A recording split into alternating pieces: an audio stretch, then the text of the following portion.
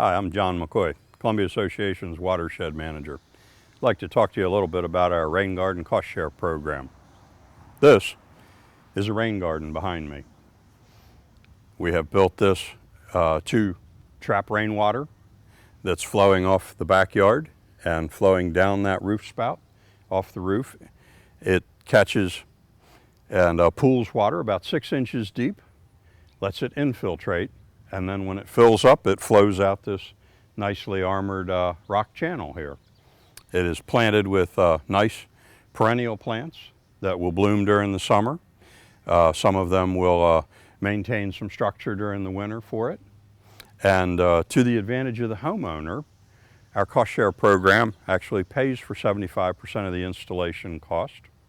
We have a contractor on board who builds them for the homeowner.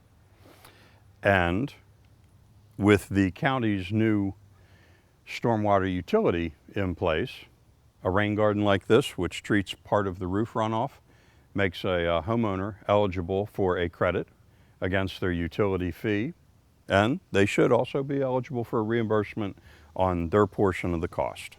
The issue this homeowner has had, and it's fairly common here in Columbia, is they have a drainage swale that runs through their backyard into their side yard. So during storm events, a lot of water flows down through here. To control that, we've built this rain garden so that the bowl catches that water. We've armored the inlet into our rain garden with these rocks to prevent the erosive force of the water from working on the rain garden. And we trap that water. It pools here and settles in. The other thing we've done is we've tied the roof drain into it. So you can see this downspout comes off the side of the house, and we've put it underground directly into the side of this rain garden. So roof runoff from the house actually flows directly into the rain garden and soaks in. The plant material that we've got in here is all plant material that will take two fairly extreme conditions. One is when we've had a rain event, this fills up and it gets wet. This spring would be a very good example where it rained consistently off and on for a month. Everything stayed very wet. So all of these plants had to be able to take being submerged on occasion. Then we go into a dry spell and these plants have to be able to take being very dry. All of these plants are well adapted to being wet and dry. But these rocks stabilize the outlet. When this rain garden fills up with water, we need to be able to discharge it over the berm without having the berm erode away. This is actually protected with a filter fabric underneath it with rocks on top of it, so when water comes out here, it doesn't erode our earthen berm away. All right, the way the program works is a resident will contact me, or I'll get a referral, and I will set up an appointment with the resident. I come out and we look at the resident's lot. And this could be a townhome lot, single-family residence, and we look at problems they're interested in solving related to runoff, and we also look at where they're generating runoff, their roof, their driveway, where the downspouts are, things like that. We have 5 rain garden designs in our program, which I sit down and talk through with the resident what's going to work best, what's going to be the right size for their lot. After that, it's a RAC approval. The resident needs to make a RAC application and get approval from the village RAC. We have a maintenance agreement.